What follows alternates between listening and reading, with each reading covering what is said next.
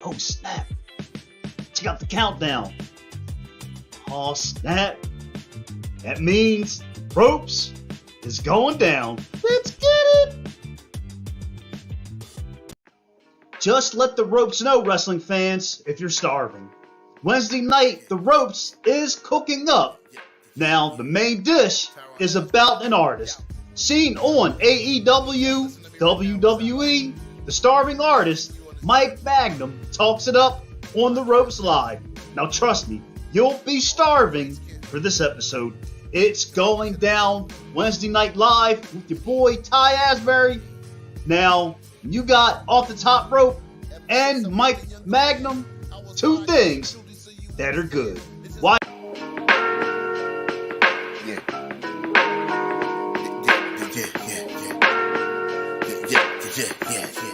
Tyron Asbury. Yo. Yeah. I need y'all to listen to me right now as I take you on this journey. Podcast journey. Only the greats can. What is up, everybody? It's Wednesday night, and of course, I got to say this. When you got a good taste and some wrestling flavor tonight, of course, it is Off the Top Rope. And, you know, today is August 24th, and I got, of course, you look at the 4 in 24, 4 reasons you got to watch this episode. Mike Magnum, Mike Magnum, Mike Magnum, Mike Magnum is the man. He is live on the ropes tonight. Mike, my big brother, what is up?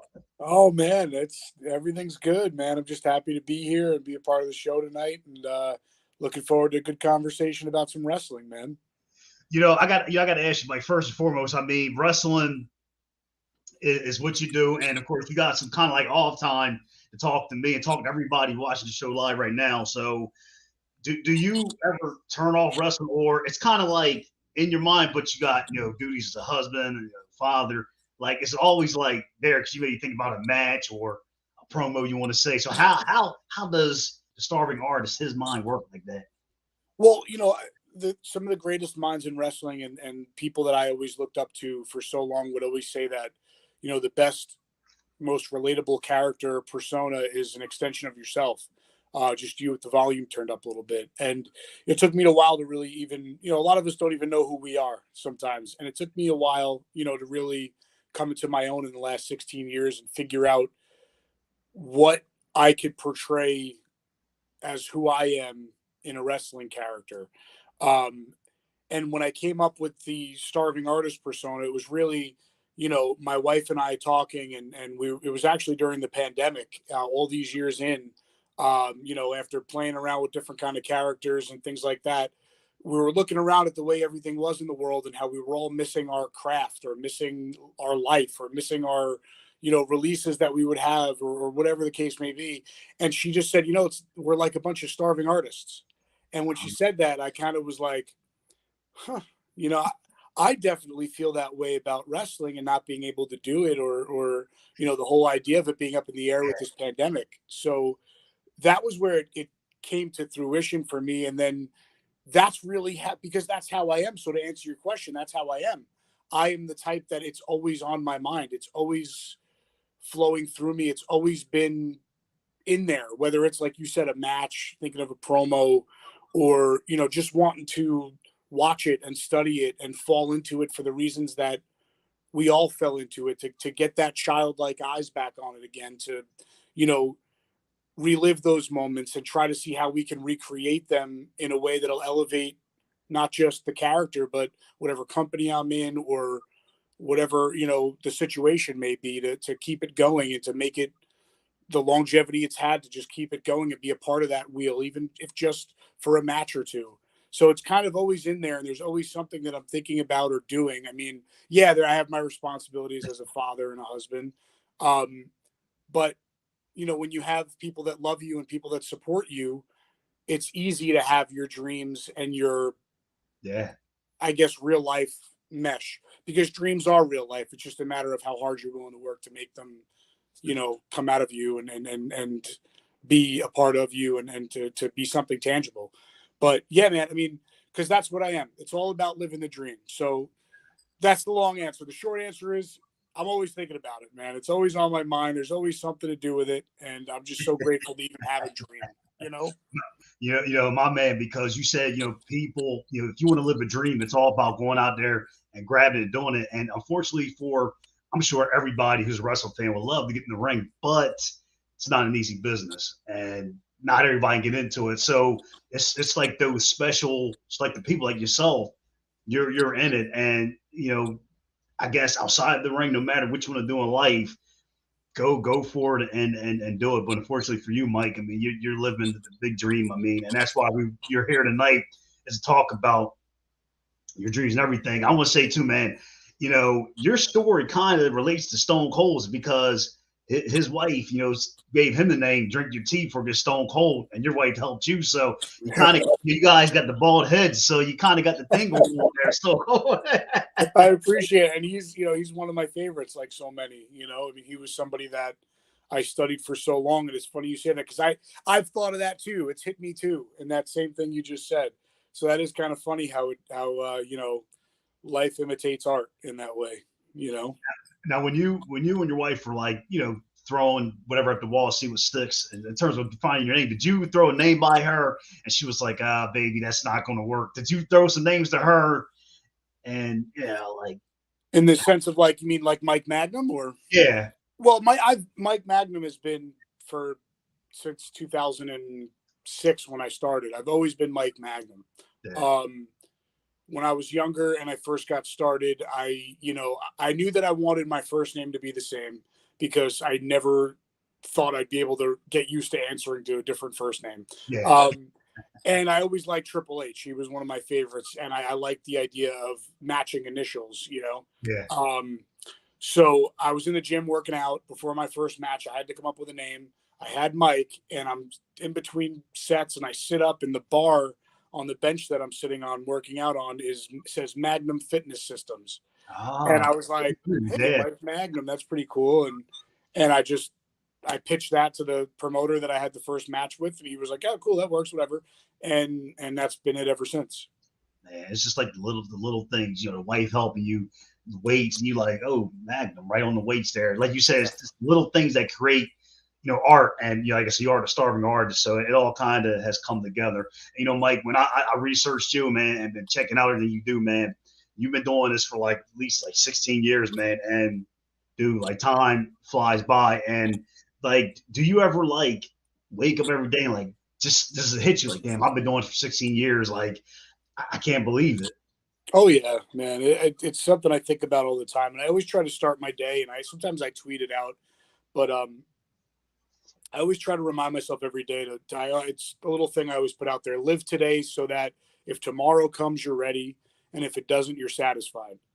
And, because we've seen in our business and as well as just in our everyday lives, people, life, things come and go, nothing's ever guaranteed. So when I sit back and I go, when you're a kid, you have so many different things that you say you want to do or stuff you want to go after. But when something's put on you, it's like when they say, love at first sight, which I was fortunate enough to experience with my wife. But, those things, I believe in those things, man. I genuinely, I don't just say that to get brownie points. I mean it. And I think the same thing with wrestling. When I was introduced to it, I knew instantly it was the perfect combination of everything I would want to do. So, I'm a firm believer in that. And I think that that's why I've been so fortunate enough to be able to have moments where I could sit down and go, wow, I've accomplished this. I've done this. I've been here by the grace of God. I remember my first WWE tryout. Well, I wouldn't say tryout, but I had a match. It was extra work, but they used to give the guys matches before the shows. And I was in the ring before Raw, and I had a match with one of the other extras. And, I'm in the ring. I just kind of stood there for a minute. And I just kind of looked around. I knew it was probably not the best time to kind of pause because it was a high pressure situation. There's agents around and everything. But it's I remember sitting with my dad, in May 8th, 2000, watching Raw for the first time at Nassau Coliseum on Long Island and just going, wow, if I can just touch that ring one day, it would mean the world to me. And to be able to go, hey, I'm standing in it. And I have my, people that are now I'm in the business with that I could say are my peers to an extent that I grew up watching, that are watching me now in that ring, in that arena. You know, I've gotten to do it at Madison Square Garden, Nassau Coliseum, Dunkin' Donuts Arena. Civic Center. I mean, so many different places that I went to as a kid. I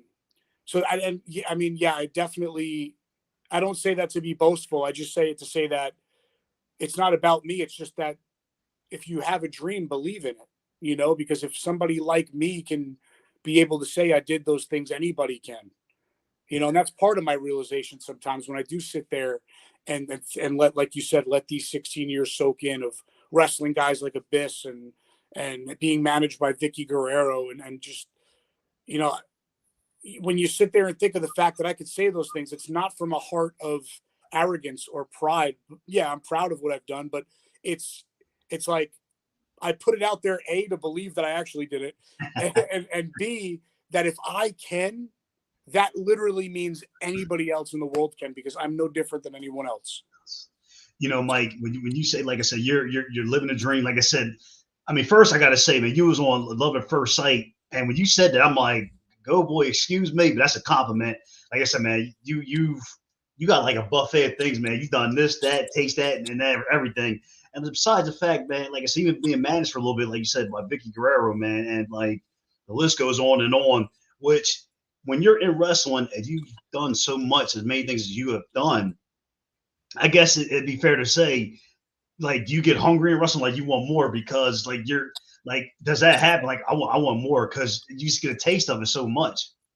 Oh yeah, absolutely. I mean, that's a lot where the starving artist comes from, because it's never really enough, you know, and you try to keep yourself in a level place, but you know, sometimes there are moments where I have to like remind myself, you know, sometimes maybe I get an opportunity and I wished it could have been a little more, or maybe went a little different. And I have to sit there sometimes and go, hey, look, you got this though. And there's people that would love to just say that they had it, you know, whether it went good or bad, or it was the way you expected or it wasn't, you still did something that at one point in your life you just wished you could have the opportunity to do. So yeah, but that's where, right, you become a professional, because it becomes something that everything you do is never really enough. So there's that healthy competition within yourself too, you know. You know, like when you look at, you said you had a tryout with WWE, they had extra talent, you know, let's work a match for Raw, SmackDown, or NXT or whatever. When you look at the two big promotions like a WWE and AEW, does one do one better than the other, or they're about the same? Because I've heard AEW, they'll have like a lot of people, and they really try to take care of the talent. They're trying to get some TV time. Have you noticed a difference between both? Because they're both the big trains that, you know, running in wrestling right now. Well, what I can say from my own personal experience is that I think both companies try to take care of everybody the best they can. I think both companies, you know, give the opportunities that they have available to who they can. That's just me speaking as someone who's done the work on both sides. I could really only speak on what I've experienced. I think that they're both, like you said, gigantic machines, and there's a lot of moving parts and a lot of things that go on. I was fortunate enough to have a record in AEW, a match record, you know, and to have, you know, matches in their ring and on their major platforms. You know, but I've also got to do that with WWE. I just never had the opportunity for it to be seen anywhere other than, you know, the eyes that will get you to the next level, which is in a way just as good, right? If not better. But so, I mean, to say one's better than another is tough. I think they both do the best of what they can with what they have available to offer. It's just a matter of who's going to be there to accept what's in front of them and see, no matter what it is in front of them, as something positive. Like we were talking about before, whether it's what you were wanting to get or not, you're there, you're getting something, make the most of it, you know? No doubt, make the most of it. You know, speaking of making things, you know, I'm going to take you to, I call it here on the ropes, Twitter take. I'm going to run two clips back to back. And when I saw this, man, you'll see. I'm going to roll for you. Yeah.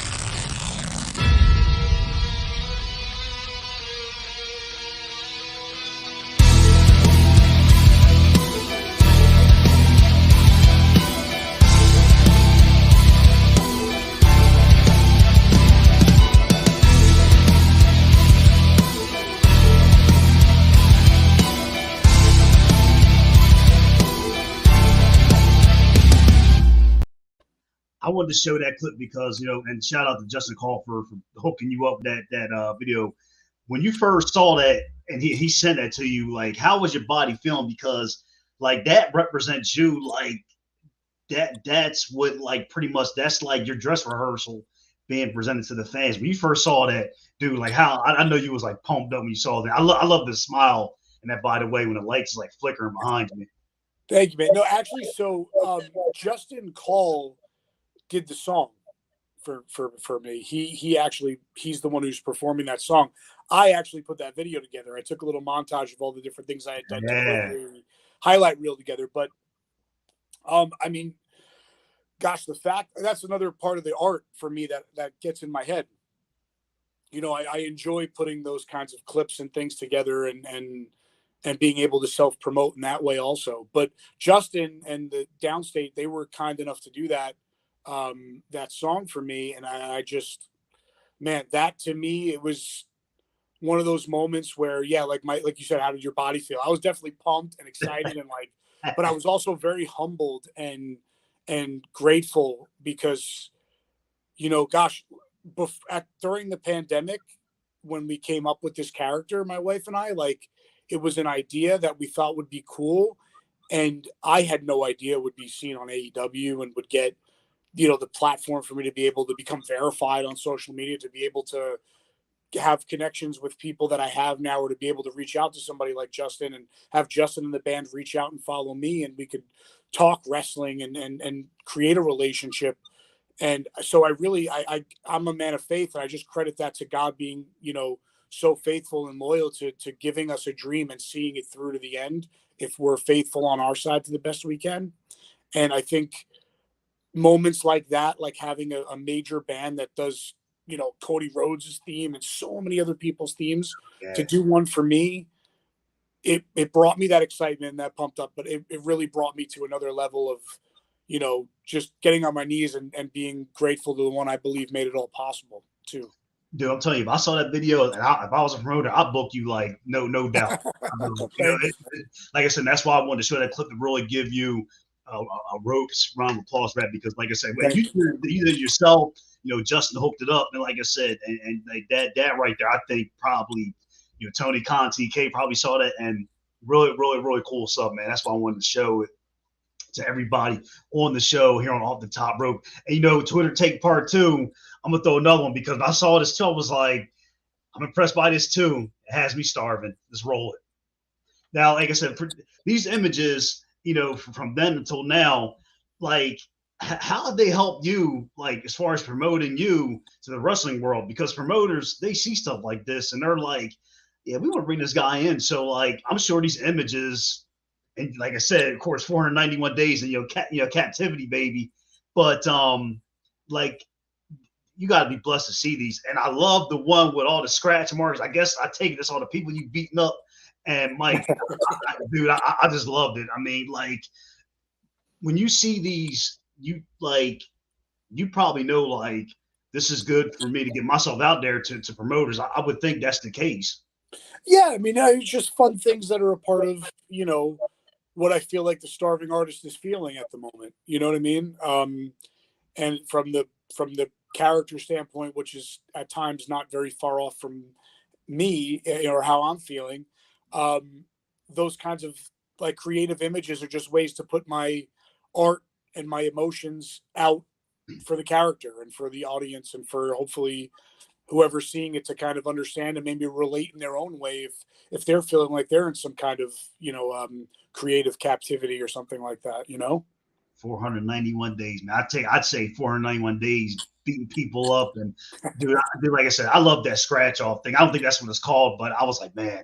Yeah, thanks. I definitely love it. And I want to say this, everybody watching Off the Top Rope Wednesday night, of course, we got Dynamite live at 8 p.m. So, like I said, I know everybody's ready for the big show, but I know you're starving for that, but you're starving for a great episode of Off the Top Rope.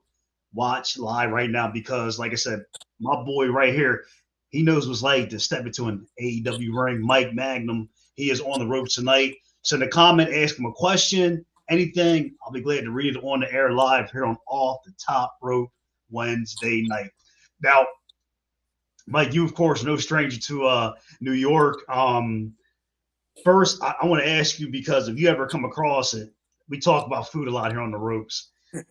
How good is it to get a slice of pizza in New York? You're probably saying, dude, where have you been? Like New York pizza, I hear it's all that. So, like, have you ever had a slice of pizza on your way to a wrestling match in New York? Oh yeah, I mean, born and raised Long Island, New York. Where are you from?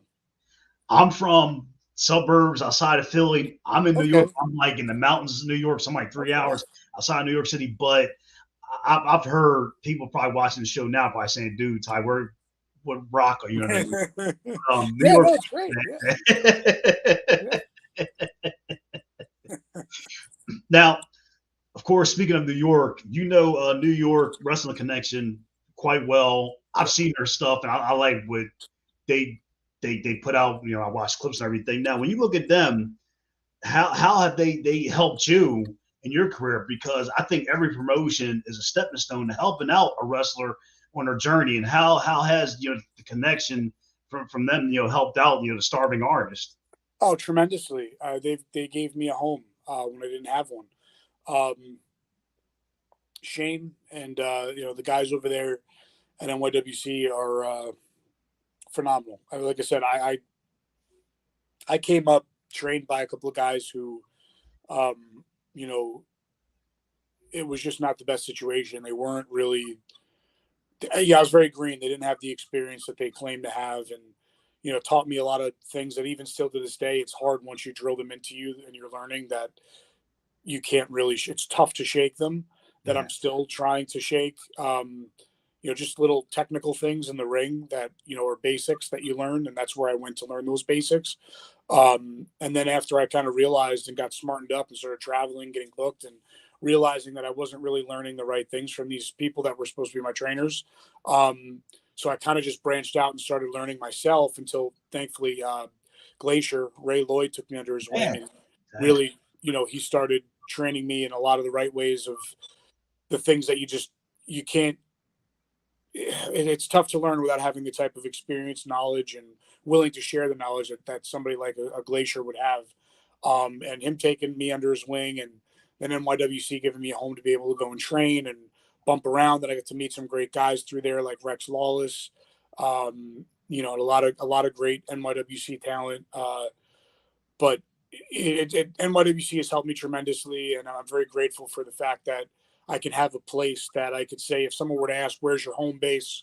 When it comes to wrestling, that NYWC has given me that and opened their doors to me in that way.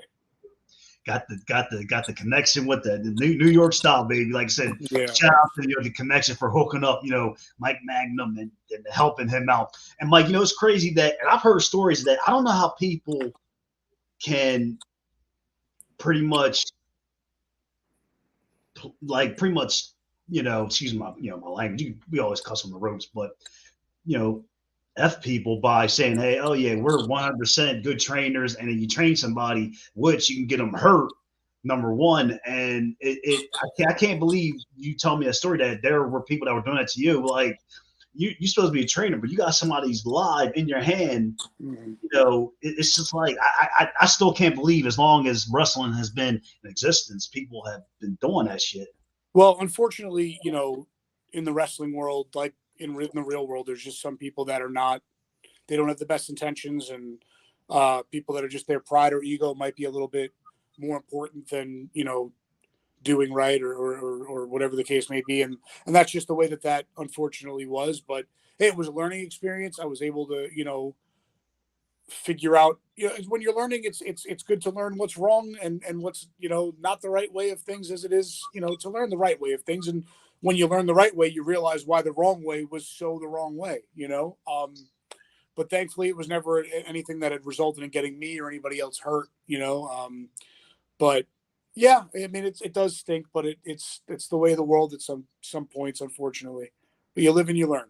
You learn, but Mike, it takes you being, humble. And I can just see it clear as day. You're humble, but you being a humble, cool guy that, rip their heads off, and you say, you know what? I'm gonna kick you guys out the door. I'm gonna go elsewhere, and look where you are now. I mean, you turned to the starving artist. So whoever they were, f them. So, but like I said, just much respect for you, like I said, moving on and leaving them guys behind. And the one thing I saw about you was that on your Twitter, first thing first, you said, of course, you love Jesus, love being a father, and we all know wrestling, it can be a hard business. I mean, health wise, just body wise, up here mentally. Like, do you think it is good for wrestlers to practice faith, to keep their heads together and, just like with church, or I don't know how to an extent you go to church, but how do you think wrestlers should really look at that? Because it is a hard business and it can really beat you up. Yeah. Well, I think it's important. Of course, I mean, me having faith and believing in, God and being able to stay on a platform that, Jesus is my Lord and Savior. It's easy for me to say, right? Yeah, I think everybody should have faith because I know what I know and what I've seen, what I've lived through, the things I've experienced. I know those things personally for myself. So it's easy for me to say, yeah. But I'm also in ministry work and pastoral internships and things like that. Yeah. And so it's also easy for me to understand why everybody's not, and just continue to pray for those who maybe aren't in that place. And, that if it's their path and it's what God sees for them, that they see what I've seen and in their own way that they may need to see it. So yeah, I think it is important for everybody to have something that keeps them feeling grounded, feeling safe, and feeling able to be vulnerable, and also to hold yourself accountable to something. So whatever that may mean, for me, it means faith, and I would hope that for everybody, because that's just what I believe and that's my heart. I'm gonna say this from the heart too, as well. Everybody watching the show, definitely leave a comment, chime in too. For me, my wife's a pastor. She does her thing. I got to say, besides the fact me being a wrestling fan first, my podcast, and then going to church, man, those are like a lot of things that puts a smile on my face. And I'm always like, man, like life is good, and I believe that. I've always believed that saying is that it can always be worse. Having food on the table, seeing Mike Magnum beat people up, AEW, WWE, like life is definitely good. And people who are watching the show, definitely, tomorrow's not guaranteed, and be thankful, what you have. If you don't have it, work on it and get better. So that's pretty much preaching here on the ropes. But, I said it, Mike, you're known for doing your work in AEW, so we're going to take a turn and go down Elite Avenue. And I'm going to roll this clip because when I saw this, I was like, man, he is elite. Let's check it out. So, of course, boom, coming out, of course, about to beat somebody up. Like, I'm sure every promotion has maybe like a style or whatever. Some places are hardcore, crazy, but how does AEW fit like in your wrestling style? Because some promotions you see the way wrestling's presented in a different way. So how would you look at that, in terms of how your style, rocks in AEW?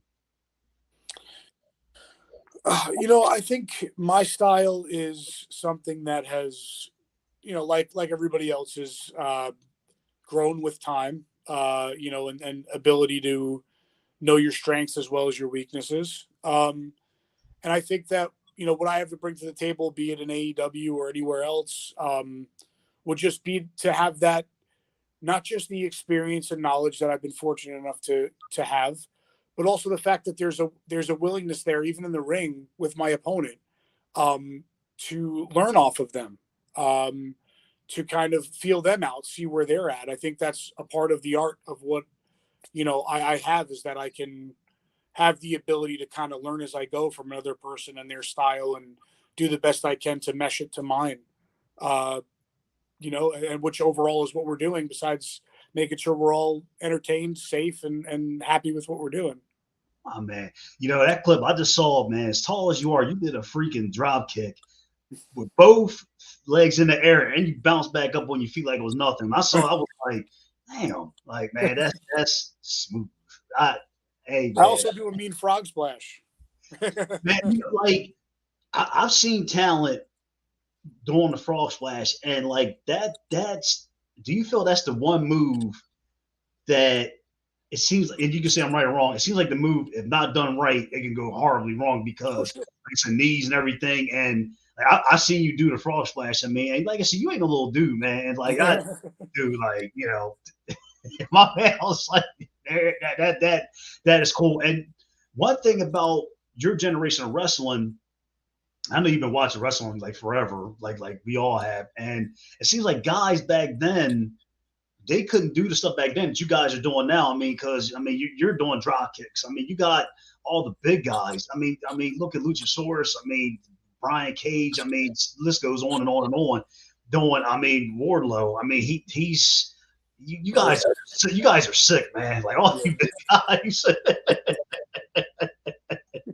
Now, Mike, it's your first time off the top rope. And speaking of big guys, this is where this ties in. So I'm going to take you to our next segment of the show, and I'm going to try to stump you on this. You ready for the next segment? I'm ready. All right, we're gonna roll the clip, and let's get it. Damn, Ty. That's good. Now, the question is for you. This would be hot. Now, you and Lance Archer being a tag team, I had to throw this out there. Now, the question is using, of course, your word, Starving, and his Murder Hawk. What would you guys call yourselves as a tag team, and give a description of y'all's finisher? Oh, this is just off the top of my head, but the Murder Hawk Artists instead of the Murder Hawk Monsters. The Murder Hawk Artist sounds pretty good. Our finishers, since I do a frog splash, maybe his move, the guy lands on their back, and then I just land with a frog splash. But you know what though? I believe Lance does a frog. He kind of does. He's an off the top rope kind of guy too. So if you and him kind of the finisher, both of y'all come off the top rope, your opponent's done. They're done. double frog splash back to back. Yeah. Like if you and him were a tag team and Lance Archer's in one corner and you go up another one, I'm like, oh, these guys, that's it. That's a wrap. So both you guys. I'm a huge fan of Lance Archer. I think he's phenomenally talented, and the things he can do for his size are incredible. And he's had longevity, and he's a nice guy. Really, really. Anytime I've gotten a chance to be around him, he's very kind, personable. So to be a tag team with him was pretty cool to even have that considered, man. That's awesome. Yeah, that's like I said, both of you guys are great what you do. I forgot to throw it together for you, and you get a plus on answering that question. Very, very good. And but like I said, AEW, they're doing the trios, titles now, man. Like I said, you had Lance Archer, Wardlow, man, sick, man, done. So, but like I said, we're going to definitely round off this awesome episode of Off the Top Rope that had me starving. We finally got the starving artist here on Off the Top Rope Wednesday night. So I want you, of course, to slam and promote. I got your Twitter up there, and of course, I want to give a big thanks to Think Signatures for bringing Mike onto the show. And Mike, we want to know, man, who you beating up next, man? What is up next for the starving artist? Oh man, I have a few things in the works that I can't talk about yet, but soon everybody will know. There's a lot of stuff going on with Full Faith Wrestling that I still can't talk about yet. My promotion on Long Island. But gosh, just keep following me. Keep supporting me. I appreciate it more than anything. And it'll all be apparent soon. And when it is, I can't wait to share the good news with everybody. So when these big announcements and projects come about, you'll post them on, I guess, your Twitter, right? Oh yeah, absolutely. I think hopefully it'll be a nice outreach of people will be able to see and hear about it and celebrate with me, and hopefully see where the next couple of years will take me. Man, these projects, when you announce them, you said hoping we'll all celebrate with you. We will, and we won't get like a New York pizza style. I'm sure these announcements are going to be so freaking good. And another thing too, when you announce these projects, I'm starving for them now, so I can't wait to announce them because it's going to be really cool things. And and the last question of all on the ropes, Mike, my brother, from 1 to 10, would you ever come back on Off the Top Rope again? 10, 11. Oh, thank you, man.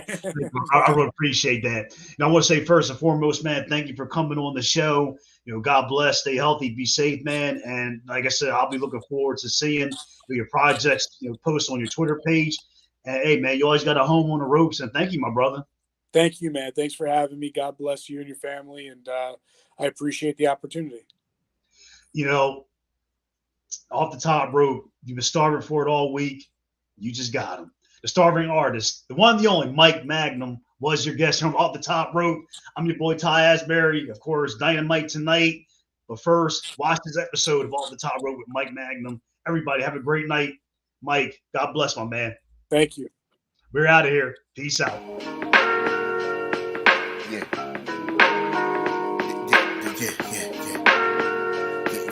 Yeah. Tyrone Asbury. Yo.